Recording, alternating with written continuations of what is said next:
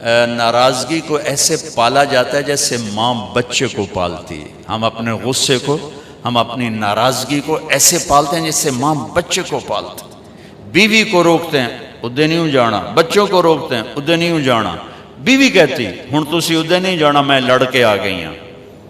اور ہماری بڑی چھوٹی چھوٹی لڑائیاں ہیں، بڑی چھوٹی چھوٹی لڑائیاں، بہت معمولی معمولی۔ اور یہ مکہ فتح ہو چکا ہے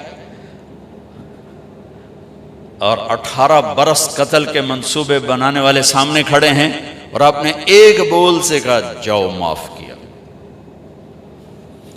بیٹی کے قتل کا سبب بننے والے حبار بن اسود، حضرت زینب کی سواری کو برچھا مارا، وہ گریں، زخمی ہوئیں، اسی زخم میں 8 برس اس کے درد اور تکلیف کو سہتے سہتے انتقال ہوا۔ وہ کلمہ پڑھنے آیا کہ جی معافی چاہتا ہوں کہ جو معاف کیا۔ ادھر بیٹی کے قتل کا جرم ہے اور ادھر آپ کا ظرف ہے جو معاف کیا۔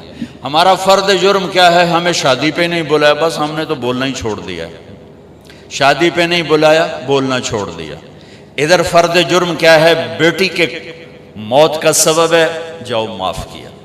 یہ عبداللہ بن ابی سرحہ ایمان لائے پھر مرتد ہو گئے، نبوت کے دعوے تک پہنچ گئے۔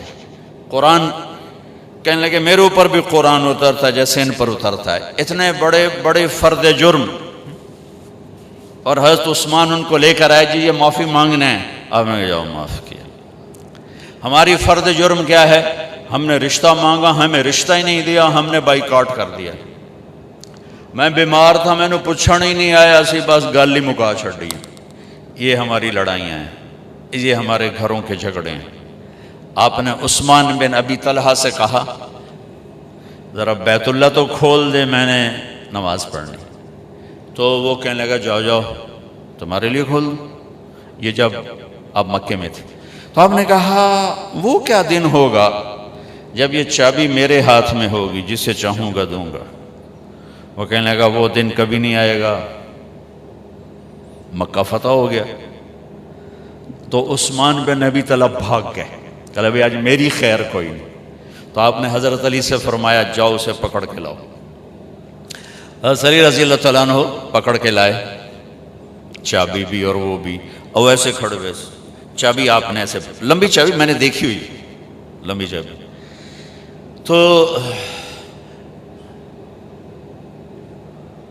حضرت عباس پاس کھڑے تھے، کہنے لگے یا رسول اللہ ہمارے خاندان میں پانی پلانا بھی ہے اور حاجیوں کو کھانا کھلانا بھی ہے، چابی بھی ہمیں دے دیں تو سارے حج کی عزت بنو ہاشم کے پاس آ جائے گی، یعنی آل رسول کے پاس آ جائے گی، اہل البیت کے پاس۔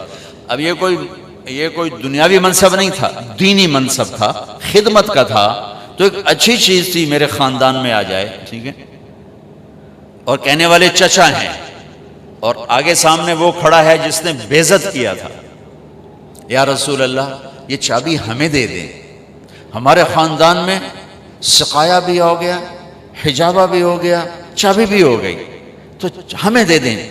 تو آپ نے حضرت عباس کی نہیں سنی، عثمان یوں کھڑے، آپ نے کہا عثمان، وہ ساری نہیں اٹھا رہا شرم کی وجہ سے، عثمان تو نے ایسے دیکھا شرمندگی سے۔ آپ نے کہا یہ کیا ہے؟ یہ وہی چابی ہے جو میں نے تمہیں کہا تھا وہ کیا دن ہوگا جس دن یہ چابی میرے ہاتھ میں ہوگی۔ خذہ خالدا طالت، تو نے تو میرے لیے دروازہ نہیں کھولا تھا، میں یہ چابی تیرے ہاتھ میں دے رہا ہوں، قیامت تک تیری اولاد میں رہے گی، باہر نہیں نکلے گی۔ ہائے ہائے ہائے، واہ یا رسول اللہ۔